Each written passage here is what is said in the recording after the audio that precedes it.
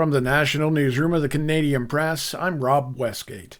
Britain's Labour Party has won the general election and can form a government to replace the Conservatives for the first time in 14 years. After 14 years in power through economic woes, the pandemic, and migrant problems, voters here have spoken loudly and thrown the Conservatives out. Labour Party leader Keir Starmer, now the new person in charge. You campaigned for it, you fought for it, you voted for it, and now it has arrived. Change begins now. The win for Labour, much expected. The loss for the Conservatives. Time to now consider new directions. Tom Rivers, ABC News, London. Meanwhile, with the British Labour Party's resounding win yesterday, that is stirring hope that a new free trade deal with Canada may happen sooner rather than later. Talks broke down back in January, largely because Canada's exemption for British cheese and dairy products had expired, leading to high tariffs. Labour had promised to get to work on trade deals, but it's likely much of the focus will be on restoring commerce with the EU.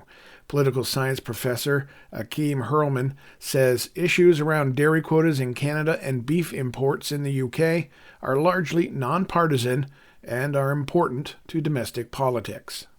There are some revelations in the new book from former Liberal Cabinet Minister Marc Garneau. Garneau, who left politics back in 2023, served 5 years in Trudeau's cabinet as a Minister of Transport and then 9 months as the Minister of Foreign Affairs. He says that under Trudeau's lackluster leadership, Canada's standing in the world has diminished. Garneau admits he was blindsided when Trudeau dropped him from cabinet after the 2021 election, but acknowledges he and the Prime Minister were never really that close. Officials with the Liquor Control Board of Ontario say their brick-and-mortar locations will be closed for 14 days as unionized workers go on strike. The Ontario Public Service Employees Union had initially set a strike deadline, which came and went as of 12:01 a.m. Friday morning. While the LCBO says it hopes an agreement can be reached quickly, it also states its latest proposal, tabled on Thursday afternoon, responded to a number of the workers' demands, but didn't see the union make any counteroffers.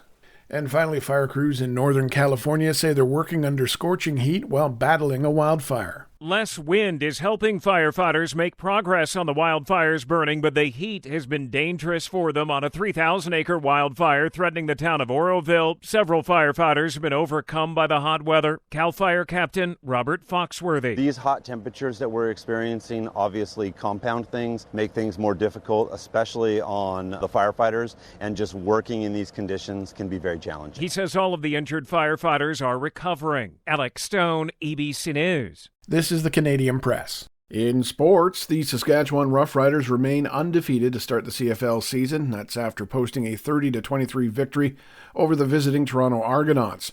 Defensive back Marcus Sayles scored the game-winning touchdown for Saskatchewan on a 54-yard interception return in the fourth quarter. Over to the MLB, the Houston Astros beat the Toronto Blue Jays 5-3 for their 12th straight win in 14 games. However, on the flip side, Toronto has lost 12 of its last 16 games. Defending champion Argentina is into the Copa America semifinals after beating Ecuador 4-2 on penalty kicks following a 1-1 draw in Houston. Canada will face Venezuela in a quarterfinal matchup later Friday in Arlington, Texas.